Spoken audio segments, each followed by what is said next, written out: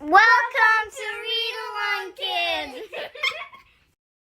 Hey, Read Along Kids! Welcome back to another great adventure. Today's story is called The Berenstain Bears and the Truth by Stan and Jan Berenstain. It was a lazy sort of day in bear country. The air was so still that the leaves on the big treehouse where the bear family lived were hardly rustling, except in the beehives, where the bees were always busy. Nothing much seemed to be happening. It was the sort of day that sometimes leads to mischief. Inside the treehouse, brother and sister bear were sitting around, not doing anything in particular. Brother was holding his soccer ball. He'd become interested in soccer and had been outside practicing free kicks. Sister was relaxing in an easy chair, thinking about what to do next. "I know what," said Sister. "Let's gather some wild blackberries." Brother thought about that. "No," he said, "wild blackberries have too many thorns. And besides, the seeds get stuck in your teeth." "Well then," said Sister, "let's go out and twist each other on the swing and see who gets the dizziest." Brother thought about that. "No," he said, "that's silly. And besides, we did that yesterday." Sister became irritated and impatient with her brother. "My goodness," she complained, "you don't want to do anything. All you want to do is sit there and hug that soccer ball. I think you must be in love with that soccer ball." "I am not," protested Brother. "But I'll tell you something. I bet I can dribble this ball past you." Brother was a pretty good soccer player and a very good dribbler, but so was Sister. The only one who saw what happened next, besides the cubs, was a mockingbird who was perched up on a twig outside an open window. Brother faced Sister. The ball was on the floor between them. First, Brother moved the ball with his right foot, then with his left, trying to trick Sister out of position.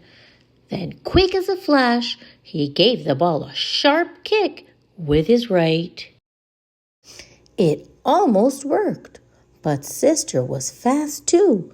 She reached out with her knee and blocked the ball, which bounced against a bookshelf, against a chair, against a footstool, and into Mama's most favorite lamp, which fell to the floor with a crash.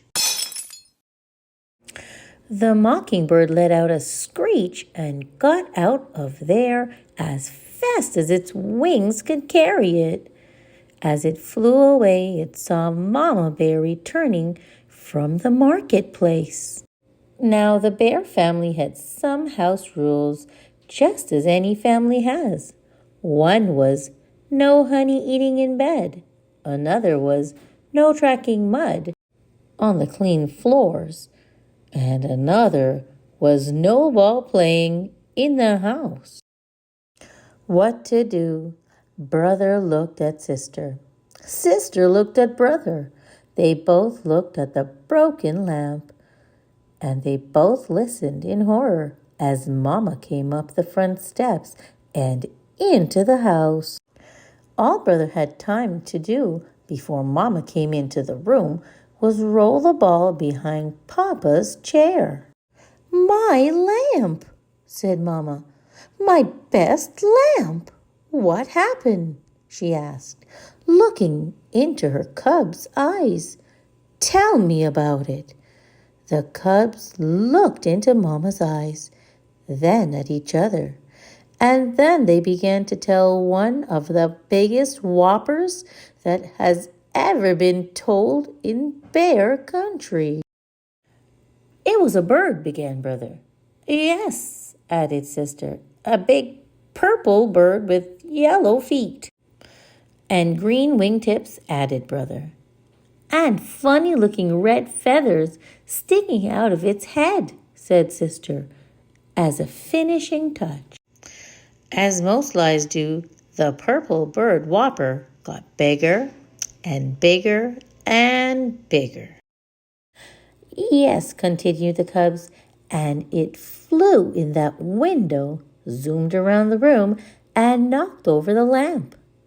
As Mama Bear was looking at the broken lamp with a sad expression on her face, Papa Bear came in from his shop.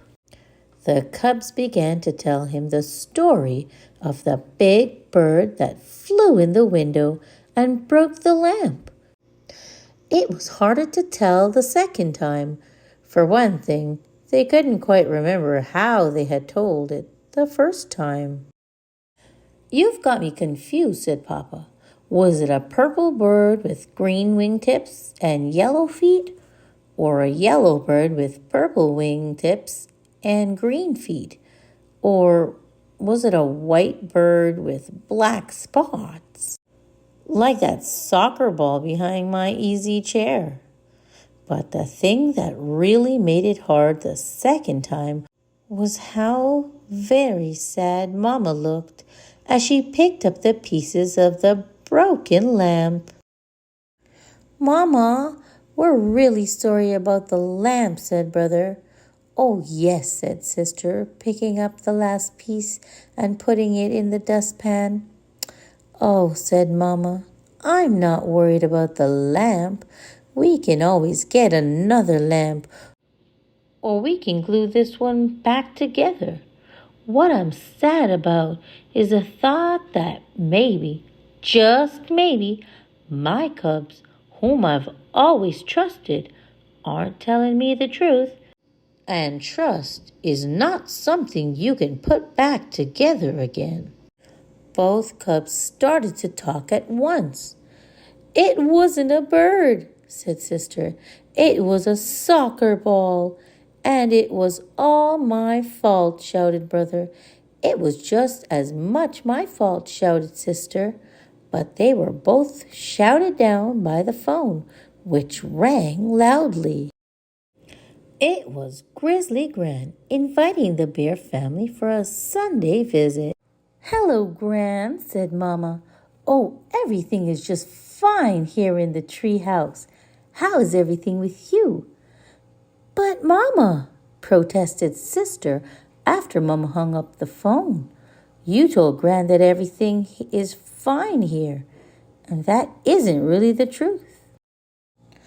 Oh, but it is, answered Mama. We've got two fine cubs who have just learned a very important lesson about telling the truth. And what could be finer than that? Now let's help Papa glue the lamp back together. Nobody really expects cubs to be perfect, and from time to time, Brother and Sister Bear did forget the rules. Brother ate honey in bed a couple of times. One time, Sister tracked a little mud on the clean floor. And once or twice, Brother and Sister started to play ball in the house before they remembered not to. But they never, ever again told a whopper, because trust is one thing you can't put back together once it's broken. The end. Thanks for listening, Read Along Kids. Remember to like, share, and subscribe for more great read-along fun. Until next time, bye-bye.